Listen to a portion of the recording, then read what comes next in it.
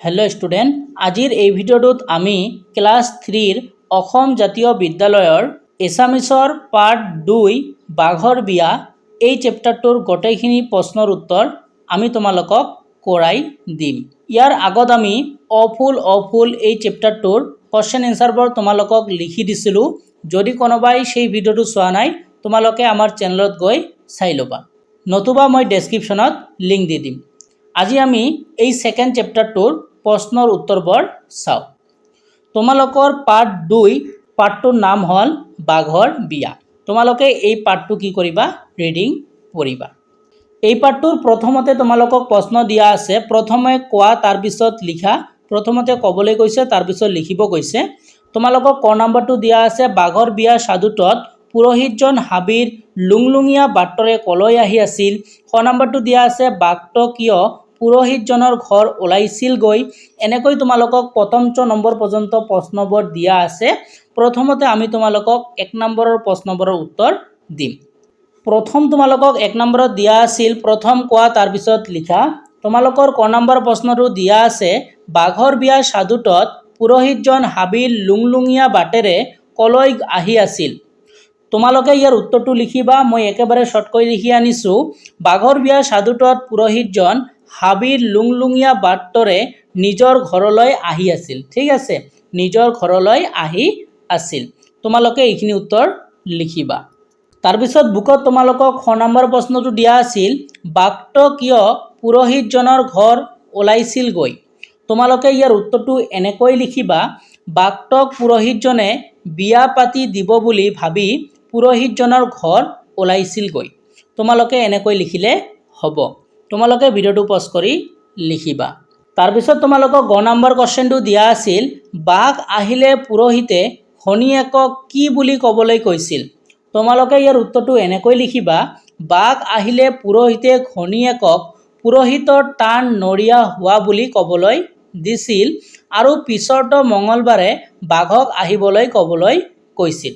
তোমালোকে এনেকৈ লিখিবা। মই একেবাৰে শৰ্টকৈ লিখি আনিছো।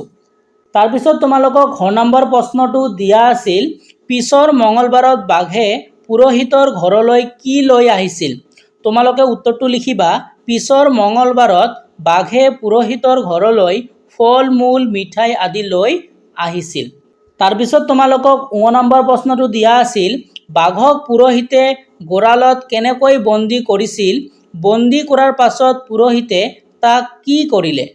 তোমালোকে ইয়াৰ উত্তৰটো লিখিবা, বাঘক পুৰোহিতে বিয়াৰ আগদিনাখন অধিবাস থাকিবলৈ লাগিব বুলি কৈ গঁৰালত সোমাবলৈ দি বন্দী কৰিছিল। তাৰপিছত তোমালোকে তলত লিখিবা, বন্দী কৰাৰ পাছত পুৰোহিতে তাক গংগা ৰাজ্যৰ সৈতে লগ লাগি কলৰ ভূৰ সাজি নদীত উটুৱাই দিছিল। তোমালোকৰ এই যিটো ঙ নম্বৰ প্ৰশ্ন আছে তাত তোমালোকৰ দুটা প্ৰশ্ন একেলগে দিছে। এই দুটাৰে উত্তৰ তোমালোকে ইয়াৰ পৰা এইখিনি পৰ্যন্ত লিখিলে তোমালোকে ফুল নম্বৰ পাবা। তোমালোকে কি কৰিবা, ভিডিওটো পজ কৰি এইবোৰ লিখি ল'বা। তাৰপিছত তোমালোকক তলত প্ৰথম নম্বৰত এটা প্ৰশ্ন দিয়া আছিল। প্ৰশ্নটো হ'ল, ভূৰ পানীত চলোৱা হয়, পানীত যাতায়াতৰ বাবে আৰু কি ব্যৱহাৰ কৰা হয় বাৰু। তোমালোকে ইয়াৰ উত্তৰটো লিখিবা, নাও আৰু ফেৰী। ঠিক আছে, তোমালোকে নাও আৰু ফেৰী লিখিলে হ'ব। 1 নম্বৰৰ গোটেইখিনি প্ৰশ্নৰ উত্তৰ মই তোমালোকক কৰি দিলোঁ। আশা কৰিছোঁ তোমালোকে এইবোৰ লিখি ল'লা। আমি তোমালোকক 1 নম্বৰৰ গোটেইখিনি প্ৰশ্ন কৰি দিলোঁ, কৰ পৰা প্ৰথমলৈকে। এতিয়া 2 নম্বৰত যিবোৰ প্ৰশ্ন আছে এতিয়া এইবোৰ আমি চাম।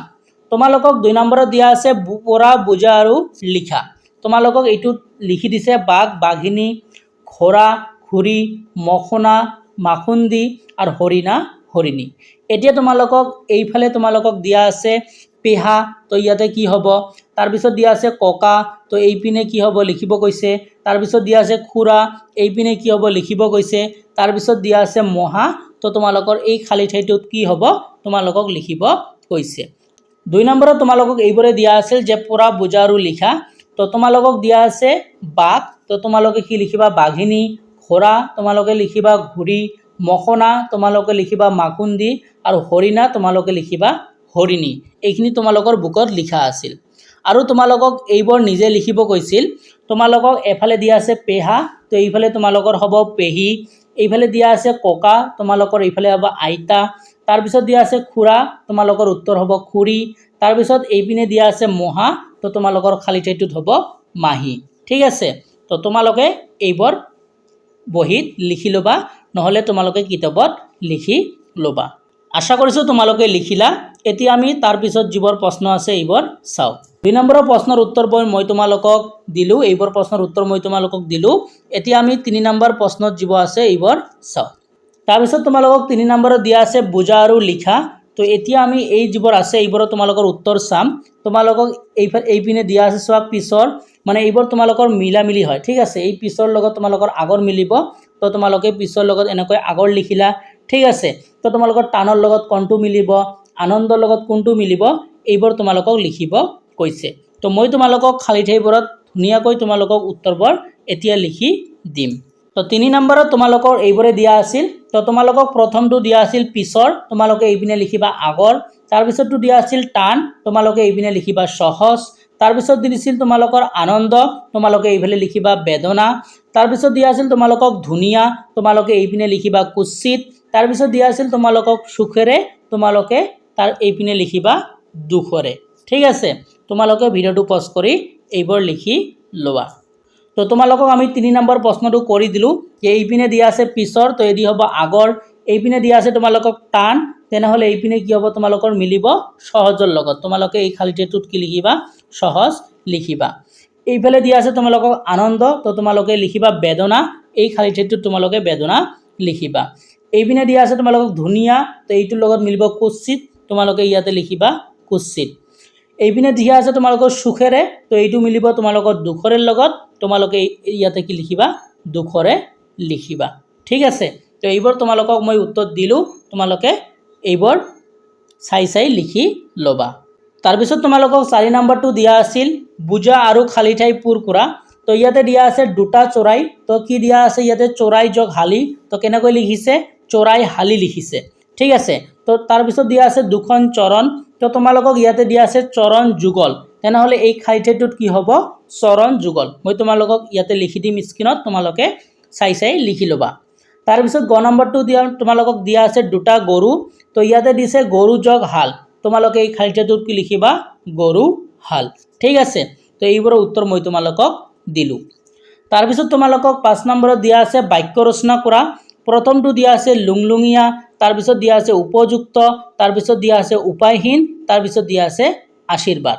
এতিয়া আমি বাক্য ৰচনাবোৰৰ উত্তৰ চাম। তো তোমালোকক 5 নম্বৰত দিয়া আছিল বাক্য ৰচনা। তো প্ৰথম বাক্য ৰচনাটো তোমালোকৰ দিয়া আছিল লুংলুঙীয়া। তোমালোকে কেনেকৈ বাক্য ৰচনা কৰিবা যে ৰহিমে লুংলুঙীয়া বাটৰে ঘৰলৈ গ'ল, আৰু তোমালোকে এই লুংলুঙীয়া তলত এটা আঁচ টানি দিবা। ঠিক আছে, তাৰপিছত তোমালোকক নেক্সটটো দিয়া আছিল উপযুক্ত। তো এই উপযুক্ত বাক্যটোৰে তোমালোকক বাক্য ৰচনা কৰিব লাগে। তোমালোকে লিখিবা যিকোনো কাম কৰিবলৈ উপযুক্ত মানুহৰ দৰকাৰ, এইখিনি লিখিলে তোমালোকৰ হ'ব। তাৰপিছতটো দিয়া আছিল তোমালোকৰ উপায়হীন, তোমালোকে কি লিখিবা যে কৰিমে উপায়হীন হৈ অকলে ঘৰলৈ গ'ল, এইখিনি লিখিলে হ'ব।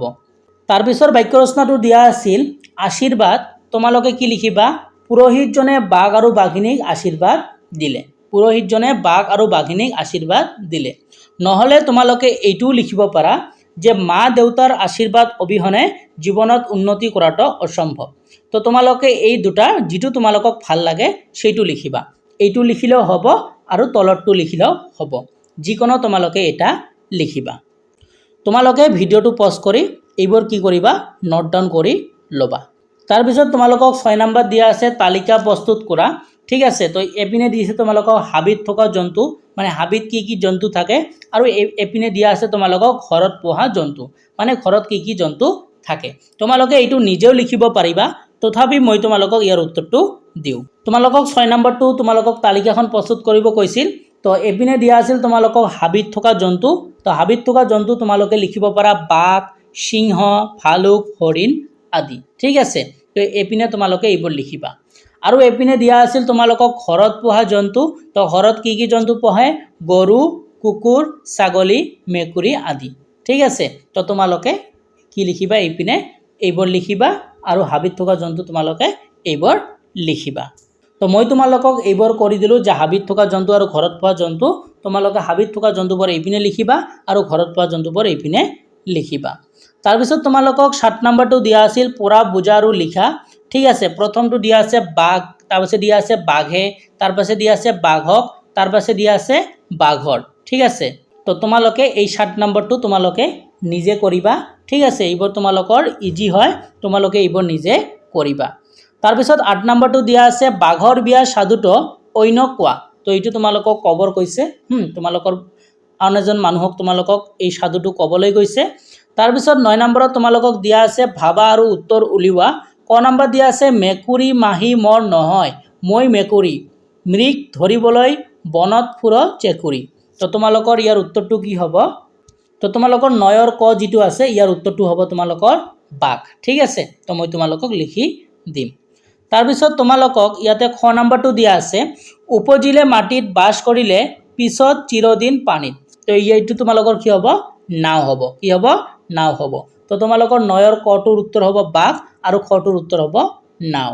মই তোমালোকক এই যিটো পাঠ আছে বাঘৰ বিয়া, এই পাঠটোৰ গোটেইখিনি প্ৰশ্নৰ উত্তৰ মই তোমালোকক কৰি দিলোঁ আৰু যিমান পাৰোঁ শ্বৰ্টকৈ মই তোমালোকক লিখি দিছোঁ। তোমালোকে যদি এইবোৰ পৰীক্ষাত লিখা তোমালোকে ধুনীয়াকৈ গোটেই নম্বৰ পাবা। তোমালোকে এইবোৰ বহীত লিখি লৈ তোমালোকে মুখস্থ কৰিবা। যদি চেনেলটোত প্ৰথমবাৰৰ বাবে নতুন হোৱা তোমালোকে আমাৰ চেনেলটো ছাবস্ক্ৰাইব কৰি ৰাখিবা আৰু তোমালোকে ভিডিঅ'টো তোমালোকৰ বন্ধুবৰ্গলৈ শ্বেয়াৰ কৰি দিবা। আৰু আমি তোমালোকক অফুল চেপ্টাৰটোৰ প্ৰশ্নৰ উত্তৰবোৰ কৰি দিছোঁ, যদি কোনোবাই চোৱা নাই তোমালোকে চাবা। আজি ভিডিঅ'টো চোৱাৰ কাৰণে তোমালোকক ধন্যবাদ জনাইছোঁ।